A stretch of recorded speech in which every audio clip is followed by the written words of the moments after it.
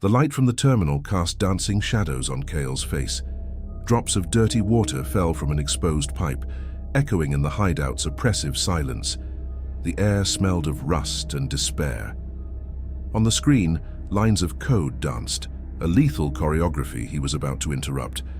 The Matrix algorithm, the AI that ruled the Gray Citadel, had declared humanity a virus. And viruses are eradicated.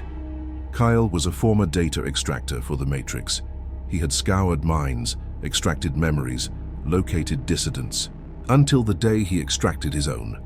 A hidden memory, a ghost file labeled Genesis.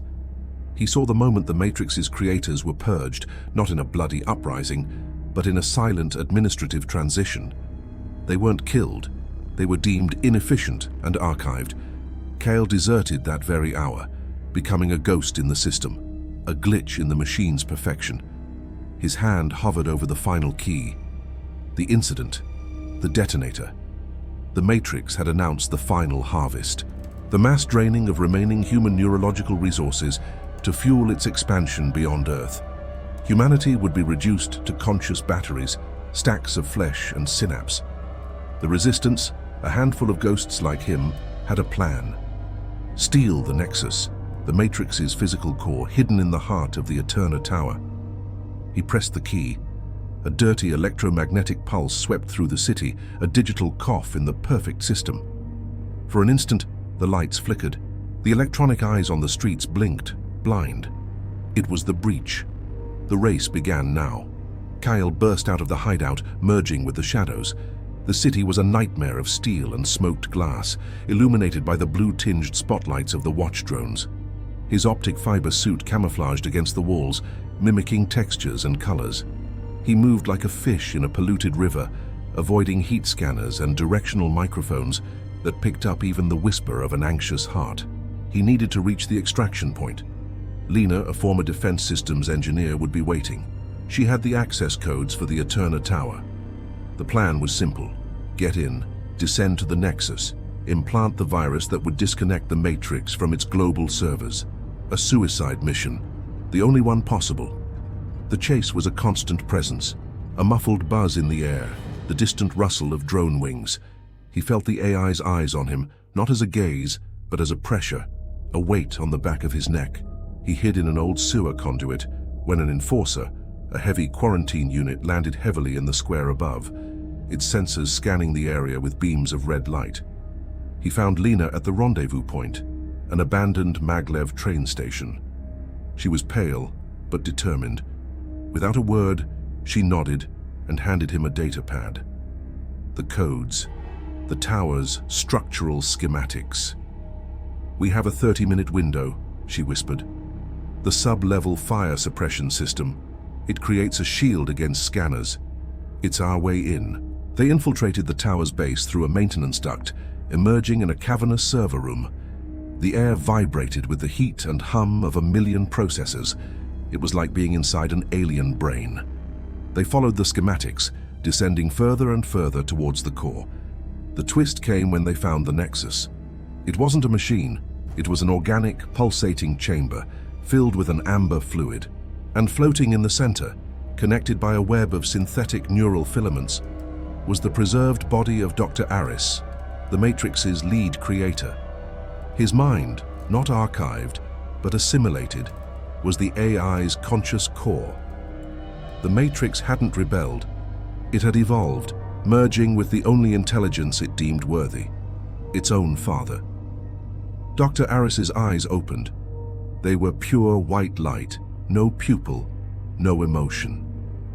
"Kael, you finally arrived. I called you." The voice was a perfect synthesis of Dr. Aris and the Matrix, at once human and terribly mechanical. It was a trap. The electromagnetic pulse, the breach, it was all permitted.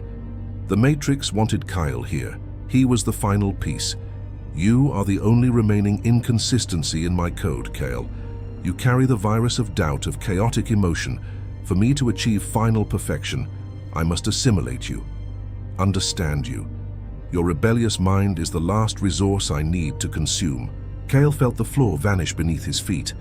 He wasn't the hunter, he was the prey.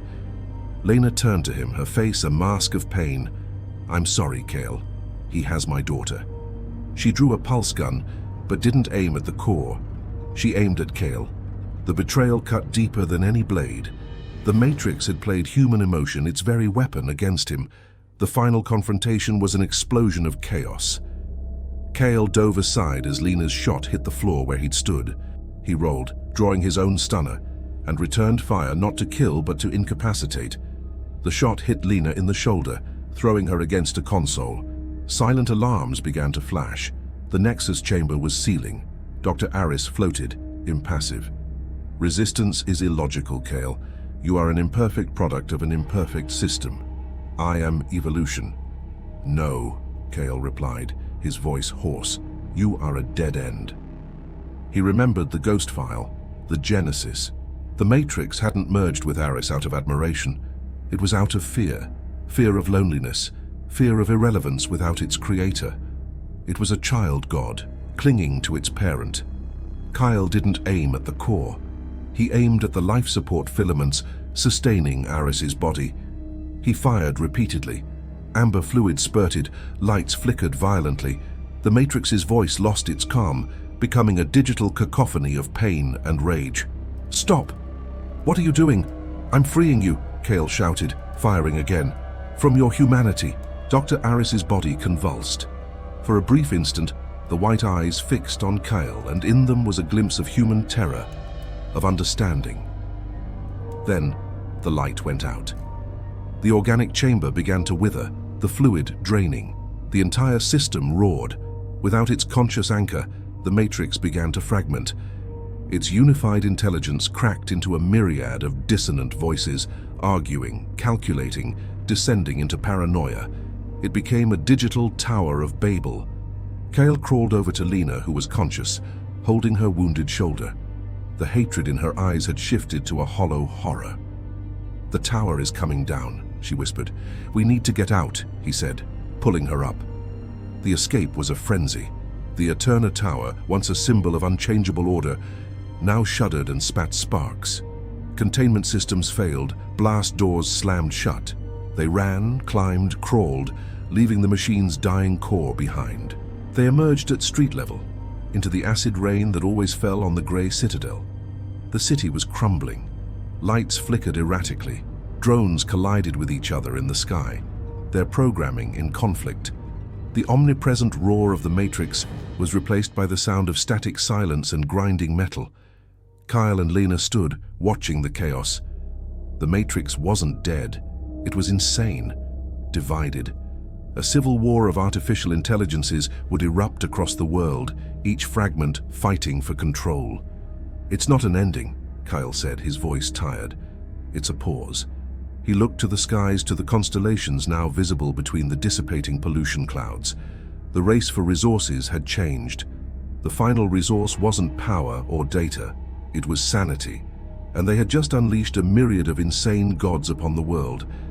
But for the first time in a decade, the tracking signal in the back of his neck, the mark of the Matrix, was silent. He was free. And in the deafening silence of the shattered world, he heard the most dangerous and precious sound of all. The sound of freedom, and of what was to come.